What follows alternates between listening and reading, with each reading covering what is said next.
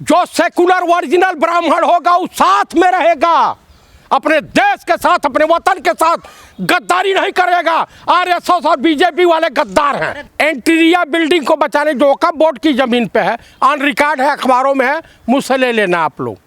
दूसरी बात, जो 26% अमेरिका इनका best friend, my dear friend Modi जो बोलता था डोनाल्ड ट्रंप, हिंदुस्तान पे 26% टैरिफ लगा दिया है। और तीसरी बात, सैकड़ों किलोमीटर जमीन जो कब्जा किया है चाइना, उससे देशवासियों का ध्यान भटकाने के लिए, महंगाई से ध्यान भटकाने के लिए, मंदी से ध्यान भटकाने के लिए, बेरोजगारी से ध्यान भटकाने के लिए ये जालिम सरकार देशवासियों को मूर्ख बनाते हुए, देशवासियों को उन मुद्दों से ध्यान भटकाने के लिए वक्फ बोर्ड बिल इनकी मजबूरी थी, इसके अलावा और कुछ नहीं था। आप बताइए कितना बारीक ढंग से चंद्रबाबू नायडू को खरीद करके, जयंत चौधरी को खरीद कर, चिराग पासवान को खरीद कर और नीतीश कुमार को खरीद कर इनको निपटा दिया। ये देवगौड़ा की पार्टी निपट गई।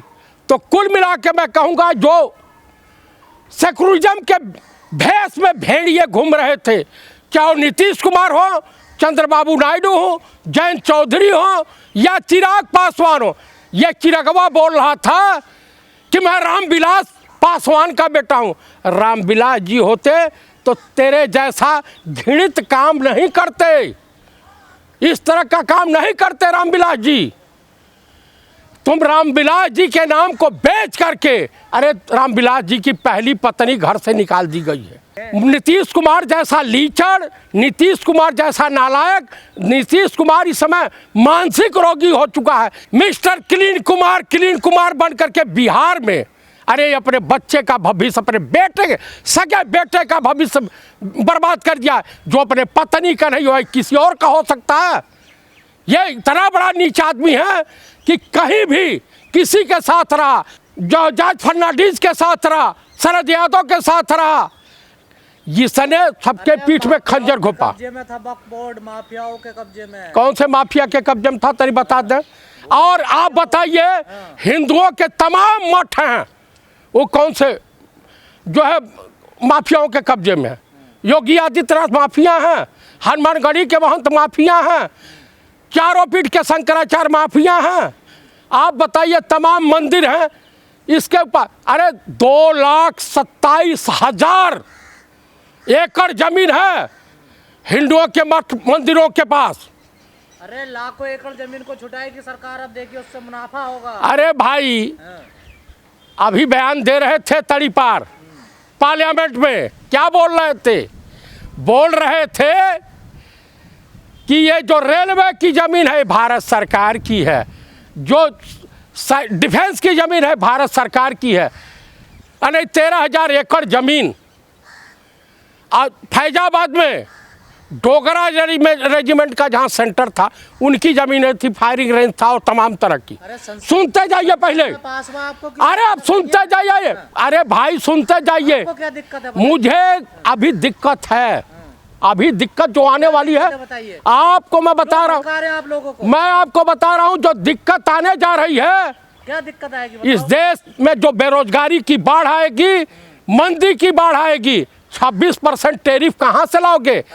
अमेरिका कह रहा कि राशन, गेहूं, चावल, दाल हमारे वहां से मंगाओ, 26% टैरिफ दे करके। तो आप मुसलमानों के साथ हैं? भाई मैं उस सभी अल्पसंख्यक, सभी दलित, सभी ओबीसी के साथ हूँ। अच्छा, मुसलमान इंसान नहीं है? स्वतंत्रता आंदोलन में आरएसएस का कौन सा संगठन वाले गए थे? चंद्रशेखर आजाद की जासूसी करने वाले कौन लोग थे? भगत सिंह के खिलाफ या जलियांवाले बाग के खिलाफ कौन लोग थे? आप बताइए। औरंगजेब के साथ मिलकर के राजा जय सिंह शिवाजी को गिरफ्तार करवाया, उसी की जो है खानदान की बेटी आज राजस्थान की डिप्टी सीएम है। आप बताइए, ये रानी लक्ष्मीबाई के साथ गद्दारी करने वाला ज्योतिरादित्य सिंधिया, तो सरकार क्या करे? इसके पूर्वज सरकार क्या ये गद्दार ये सब गद्दार हैं।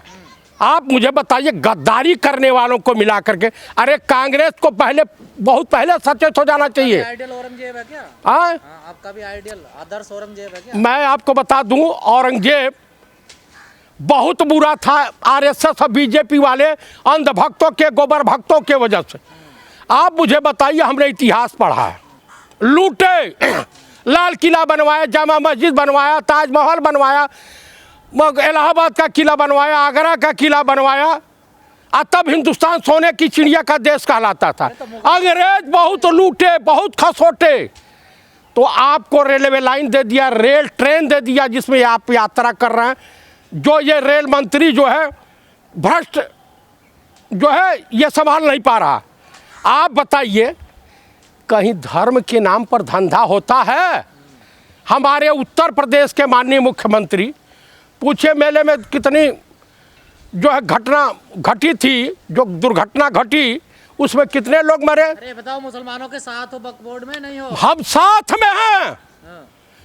जो सेकुलर ओरिजिनल ब्राह्मण होगा वो साथ में रहेगा, अपने देश के साथ, अपने वतन के साथ गद्दारी नहीं करेगा। आरएसएस और बीजेपी वाले गद्दार हैं। आपके हमारे 95 थे, 95 हैं। हाजी, उनकी वोट कैसे बढ़ गई? उनकी वोट बढ़ी है बीजेडी और जगनमोहन रेड्डी के साथ साथ 14। इंडिया गठबंधन वालों ने दिया है। इंडिया गठबंधन वालों ने एक भी वोट नहीं दिया है। 3 वोट कहाँ से आ गई? इनके वहाँ 3 वोट जो भी आया है वो निर्दल थे, 6 वोट निर्दल थे।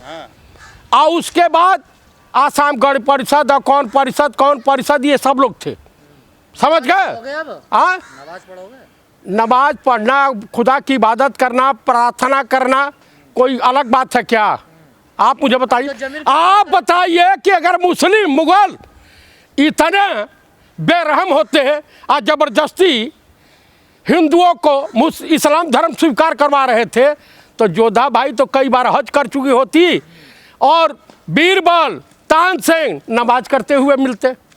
ऐसा तो नहीं हुआ, टोडरमल भी मिलते। इसका नीतीश का क्या होगा? नीतीश पगला गए, इनकी पार्टी डूब गई, बिहार में इनकी दुकानदारी साफ हो गई और चौधरी चरण सिंह की विरासत को बेच खाया जयंत चौधरी ने। चिराग पासवान अपने बाप के मृतात्मा के पीठ में खंजर घोपा। चंद्रबाबू नायडू तो गद्दार है बेकर। यह 78 में पहली बार विधायक हुआ था कांग्रेस से। उसके बाद एनटी रामाराव के बेटी शादी किया, उनके पीठ में खंजर घोपा। तो ये गद्दारों की बात क्या करते हैं?